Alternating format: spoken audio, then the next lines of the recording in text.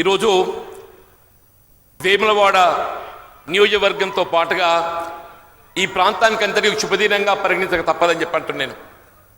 మిత్రుడు ఆది శ్రీనివాస్ గారు శాసనసభ్యుడిగా ఎంపికై తెలంగాణ రాష్ట్రం ఏర్పడ్డ గత దశాబ్ద కాలం ఏదైతే ఈ ప్రాంతం అభివృద్ధి నిర్లక్ష్యంగా ఉపయోగించబడడం జరిగిందో అవన్నీ కేవలం 10 మాసాల కాలంలోనే పూర్తి చేయబడే విధంగా, ముఖ్యంగా పేదవాడి పొంగు బంగారం, దక్షిణ కాశీగా పేరుగాంచినటువంటి వేములవాడ రాజరాజేశ్వర స్వామి దేవస్థానం విస్తరణ కొరకు ఏదైతుందో దాదాపు 200 కోట్లు ఏకమొత్తంగా మంజూరు చేయబడి గౌరవ ముఖ్యమంత్రి వర్యులు రేవంత్ రెడ్డి గారి చేతుల మీద ఏదైతే శంకుస్థాపన చేయబడ్డ సందర్భంగా నేను మిత్రుడు ఆది శ్రీనివాస్ గారిని ప్రాంత ప్రజానికానికి నేను హృదయపూర్వకంగా ధన్యవాదాలు అభినందనలు తెలియజేస్తాను అని చెప్పి అంటున్నాను.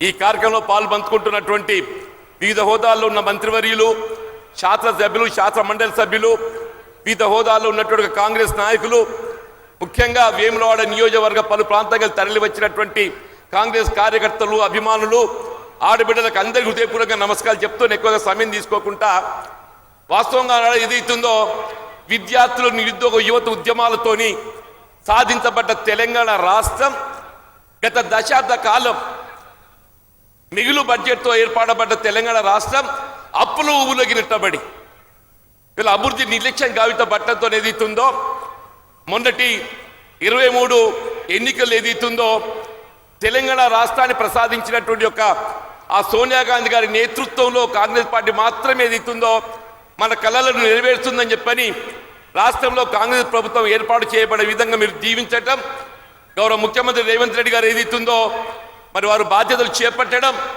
ఇప్పుడే పేర్కొన్నటువంటి వేములవాడ దేవస్థానం అభివృద్ధితో పాటుగా చెప్పంటున్నాను.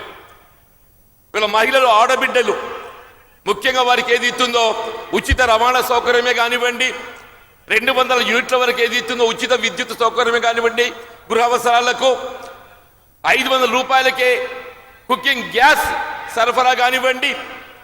ఇవాళ బీఆర్ఎస్ పార్టీ అంటే తెలంగాణ రాష్ట్రాన్ని పరిమితం.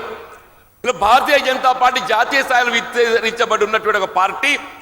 మీరు ఎక్కడైనా మీరు పాలిత రాష్ట్రాలలో మహిళలకు ఉచిత రవాణా సౌకర్యం కల్పిస్తున్నారే? మీరు ఎక్కడైనా ఏదిస్తుందో 200 యూనిట్లకే ఉచిత విద్యుత్ సరఫరా చేస్తున్నామని చెప్పడుతున్నాను. అట్లా ఏదైతున్నదో 500 గ్యాస్ మీరు కల్పిస్తున్నామని చెప్పడుతున్నాను. ఏవి చేయలేని వారు ఏదైతుందో వీళ్ళ కాంగ్రెస్ పార్టీ విమర్శించడానికి ప్రయత్నం చేయడం ఏదైతుందో నేను మిమ్మల్ని తీవ్రంగా ఖండిస్తున్నాను చెప్పంటున్నాను.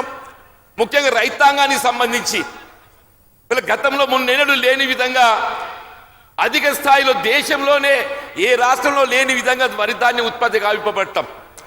వరి ధాన్యం ఉత్పత్తే కాదు, ధాన్యం సేకరణలో గతంలో మున్నెన్నడూ లేని విధంగా రైతాంగానికి ఏ విధమైనట్టుగా అసౌకర్యం, ఇబ్బంది లేకుండా ఎక్కడికెక్కడ సేకరణతో పాటుగా వీళ్ళ సన్న రకాలకు 500 రూపాయల బోనస్ అని చెప్పి అంటున్నాం. వీళ్ళ భారతీయ జనతా పార్టీ నాయకులు ఏదైతుందో మీ పాలిత రాష్ట్రాలే కానివ్వండి, బీఆర్ఎస్ పార్టీ గతంలో మీరు కూడా చెప్పారు సన్న రకాలు సాగు చేయాలని చెప్పని. ఎన్నడైనా సన్న రకాలు సాగు చేసి ₹1 బోనస్ ఇచ్చినారే? ఇవాళ ఇదే కాంగ్రెస్ ప్రభుత్వం రేవంత్ రెడ్డి గారు, ఉత్తమ్ కుమార్ రెడ్డి గారు ఏదైతున్నదో సన్న రకాలు సాగు చేస్తే మనకు 500 రూపాయల బోనస్, 2320 రూపాయల మద్దతు ధర అయితే అదనంగా 500 రూపాయలు కల్పిస్తున్నారని చెప్పంటున్నాను. దయచేసి గమనించండి. వీళ్ళ ప్రజాపక్షాన్ని నిలబడి ప్రజాహితంగా మరి సౌకర్యాలు అనుకూర్చే రాజకీయ పార్టీ కాంగ్రెస్ పార్టీ చెప్పక తప్పదంటున్నాను. నాకు తెలుసు మన దశాబ్ద కాలం ఏదైతుందో వీళ్ళ మధ్యమానంలో ముంపు గురైనటువంటి నిర్వాసితులకు పునరావాస కల్పింప చేయాలి, గృహ నిర్మాణ కార్యం మంజూరు చేయాలని చెప్పి విజ్ఞప్తి చేస్తే దశాబ్ద కాలం మన ముఖ్యమంత్రి కేసీఆర్ గారు ఏదైతుందో ఇదే వేములవాడ రాజన్న మెట్ల మీద నిలబడి నేను అందరికి 5,04,000 మంజూరు చేస్తానడా. 9 ఏళ్ళు పాలన చేసిండు, 10 ఏళ్ళు పాలన చేసిండు, 1 కిలో మంజూరు చేయలేదు. అదేవేళ మిత్రుడు రేవంత్ రెడ్డి గారు ప్రదేశ్ కాంగ్రెస్ అధ్యక్షుడిగా అలాంటి ఈ ప్రాంతాన్ని పర్యటించి ఇవాళ ఏ ప్రాజెక్ట్ నిర్మాణే కానీ ప్రాజెక్టుతో వీళ్ళ సౌకర్యం పొందే విధంగా ఎవరైతే బాగుపడతారో నిర్వాసితులను కూడా ఆదుకోవడం ఆ ప్రభుత్వ బాధ్యత తెలియజెప్పే విధంగా ఇలా 4600 ఇండ్లు, 4690 ఇండ్లు దాదాపు 250 కోట్లతో ఏది ఇస్తుందో మంజూరు చేసినందుకు నేను ముఖ్యమంత్రి గారికి వారి కేబినెట్ మంత్రివర్గ సహచరులకు అందరికీ నేను హృదయపూర్వకంగా ధన్యవాదాలు చెప్తామని చెప్పంటున్నాను. మన ప్రాంతం ఉత్తర తెలంగాణ ప్రాంతం స్థానికంగా ఉద్యోగ ఉపాధి అవకాశాలు లభించక గల్ఫ్ పై ఆధారపడతాం. గల్ఫ్లో ఏదైతుందో అకాల మరణానికి గురవుతున్నటువంటి యొక్క మృతుల కుటుంబాలు ఆదుకోవాలని చెప్పని దశాబ్ద కాలం పోరాటం చేస్తే ఏ తెలంగాణ రాష్ట్ర ఏర్పాటు కొరకు ఏదైతుందో రాజకీయాలకు అతీతంగా తెలంగాణ ఉద్యమాన్ని బలోపేతం చేశారు గల్ఫ్ కార్మికులు. ₹1 సాయం చేయలేదు. ఇదే తెలంగాణ రాష్ట్రంలో కాంగ్రెస్ ప్రభుత్వ గౌరవ ముఖ్యమంత్రి రేవంత్ రెడ్డి గారు మీరు ఏ కారణంతో చనిపోయినా కానీ అదేదైతుందో అకాల మరణం ఇవాళ ఏ మరణమైనా కానీ ఏదైతుందో ఏ విధంగా రైతాంగాన్ని ఆదుకోవడం దొరుకుతుందో వారికి అందరికి ₹5 లక్షల ఆర్థిక సహాయం అందింపజేసే విధంగా కార్యక్రమాన్ని అమలు తలపెట్టడం ఇది భారతదేశంలోనే కేవలం తెలంగాణ రాష్ట్రంలో మాత్రమే సాధ్యమవుతుందని చెప్పక తప్పదని చెప్పంటున్నాను. ఈ రకంగా చెప్పాలంటే తెలంగాణ రాష్ట్రంతో పోటీ పడటానికి దేశంలో ఏదైతే ఏ రాష్ట్రం కూడా లేదు. బీఆర్ఎస్ పార్టీ అయితే కన్వర్గ్ అయిపోతుంది. భారతీయ జనతా పార్టీ కూడా రేపు మహారాష్ట్ర ఎన్నికల ఫలితాలు రాబోతున్నాయని చెప్పంటున్నాను. మహారాష్ట్రతో పాటుగా జాతీయ స్థాయిలో రాహుల్ గాంధీ గారు ప్రధానమంత్రి అయ్యే విధంగా తెలంగాణ రాష్ట్రం ఏదైతుందో ఆదర్శవంతమైన పాలన అందింపజేయబడే విధంగా ఏదైతుందో ఈ ప్రభుత్వం ముందుకు పోతుందనే ఒక అభిలాష వ్యక్తం చేస్తూ మరి ఇందులో పాల్గొని ప్రసంగించడం అవకాశాన్ని కల్పించినందుకు ముఖ్యంగా మిత్రుడు ఆది శ్రీనివాస్ గారు ఏదైతుందో ఆయన శాసనసభ్యుడు ఎంపీ కాబడాలని చెప్పి ఎప్పటికెళ్ళి చేస్తుండే. నీకు ఆలస్యమైన కానీ నువ్వు ఎంపిక అయితే వీళ్ళు గత దశాబ్ద కాలం నుండి ఈ ప్రాంతానికి చేయలేనట్టు అభివృద్ధిని ఇలా నువ్వు 10 మాసాల కాలంలో చెప్పంటున్నాను.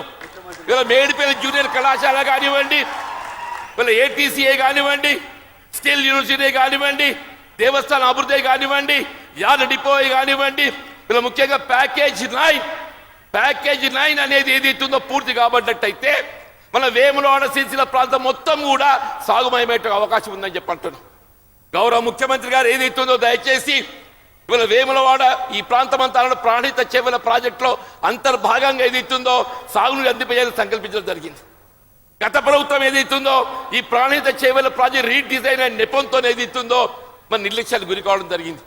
ఇలా చొప్పదని ప్రాంతం ఉండేటువంటి యొక్క మన అక్కడ కొడిమేల మల్యాల మండలానికి సంబంధించినటువంటి పోతాల పెద్ద చెరువే కానివ్వండి, గంగాధర నారాయణపూర్ చెరువే కానివ్వండి, ఇవన్నింటిని కూడా మరి మీరు ప్రాధాన్యతతో మాకు సాగునీరు అందింపజేయడం మీరు మాకు సహకరించాలని చెప్పి కోరుతూ నేను నాకు అవకాశం కల్పించే హృదయపూర్వకంగా ధన్యవాదాలు చెప్తూ సెలవు తీసుకుంటూ జై హింద్, జై కాంగ్రెస్.